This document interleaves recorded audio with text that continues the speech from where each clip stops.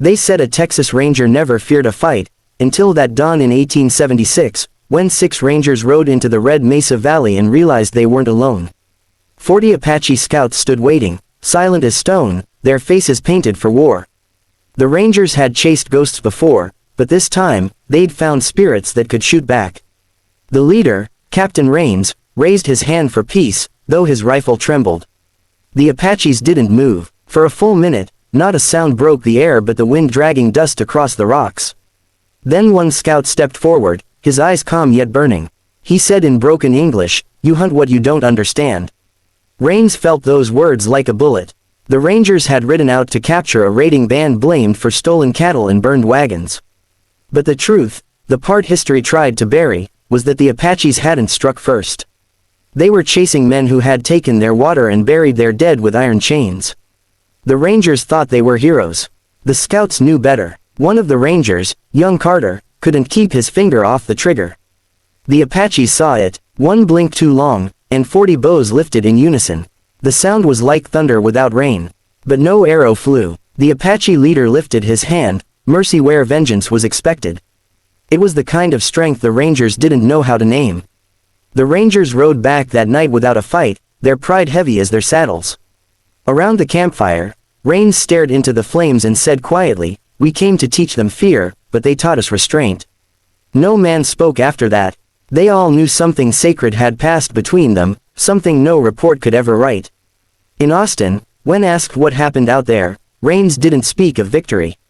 He said, "We faced men who could have ended us, but didn't. Maybe they were braver than we'll ever be."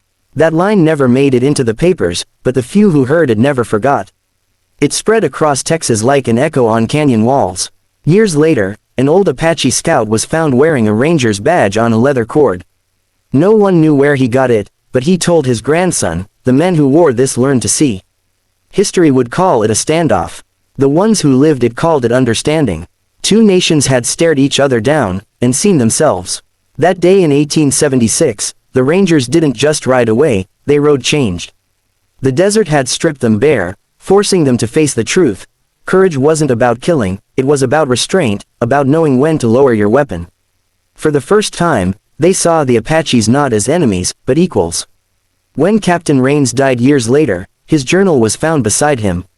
On the last page, scrawled in fading ink, were 8 words, "We weren't the law that day, they were." And in that confession lay the real history of the West, not written by victors, but by men who finally understood the price of peace. For those who still romanticize the gunfights and glory, they'll never know what the Rangers admitted that year, that sometimes, the bravest thing a man can do isn't to draw his weapon, but to lay it down in respect for those who could have ended him, yet chose mercy instead. That was the moment Texas grew up. Months after the standoff, rumors spread through frontier towns. Some said the Rangers ran from battle, others claimed they struck a secret deal. But the truth lay deeper. Captain Rains carried guilt, not shame. He told his men, "We saw warriors with honor greater than ours. We came to fight thieves, but found guardians."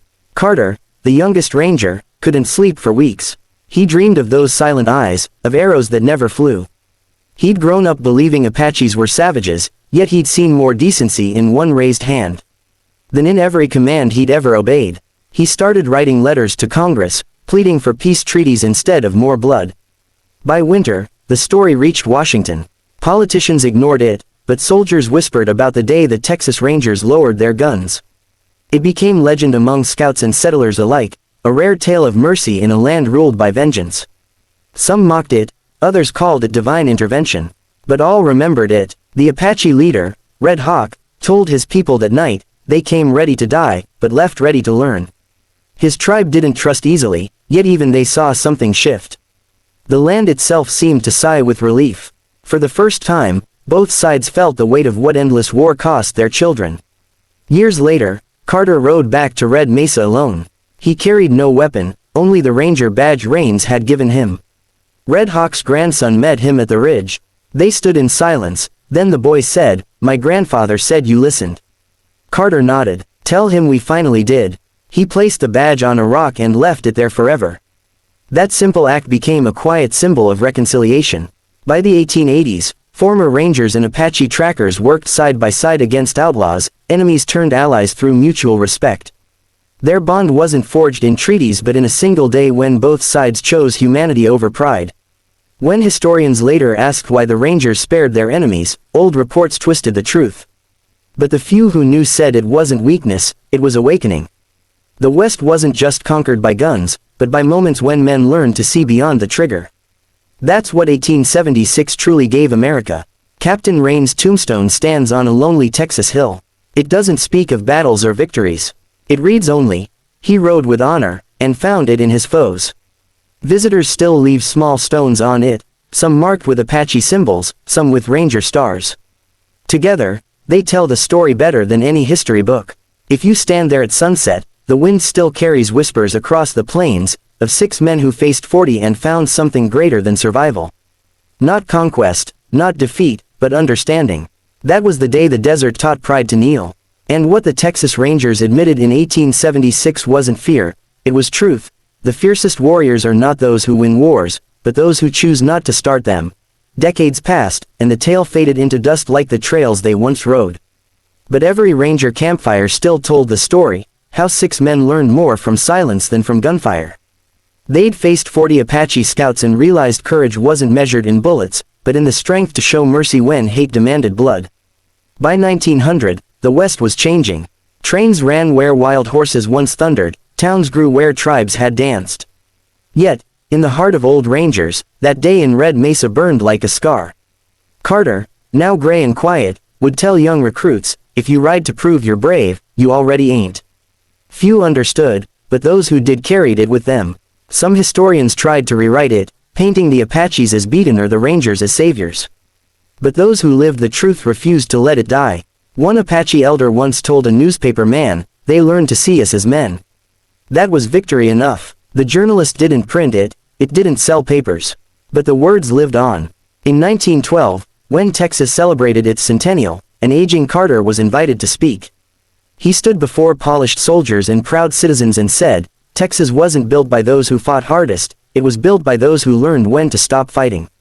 The crowd fell silent, unsure if it was pride or guilt they felt.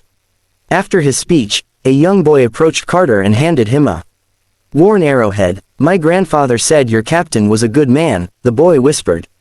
Carter held it tight, eyes wet with memory. "He was," he said softly. "And so was your grandfather." That small exchange spoke louder than any war story ever could. As years rolled on, the line between Ranger and Apache blurred in memory. What remained was respect. In the canyons of Arizona and the hills of Texas, families carried stories of 2 nations who met as enemies and parted as men. The land remembered even when history forgot. When Carter passed, the badge he'd left on that rock was found beside him again. No one knew who brought it back. Some said it was the wind, others said it was a promise kept by Red Hawk's spirit. Either way, the legend returned home, completing a circle that began with misunderstanding and ended with grace. Generations later, Rangers still visit that lonely ridge. They don't go to honor victory, they go to remember humility. They say if you stand there at dawn, you can almost hear 2 languages in the wind, blending into one prayer for peace. In the end, the Rangers' greatest confession wasn't written in ink or carved in stone, it lived in how they changed. For the first time, they didn't just guard the border, they guarded humanity's thin line between pride and compassion. And so, what the Texas Rangers admitted in 1876 became legend, that the truest test of bravery is not in the fight itself, but in the moment you choose to lay your weapon down, and listen to the heart of the man you once called enemy.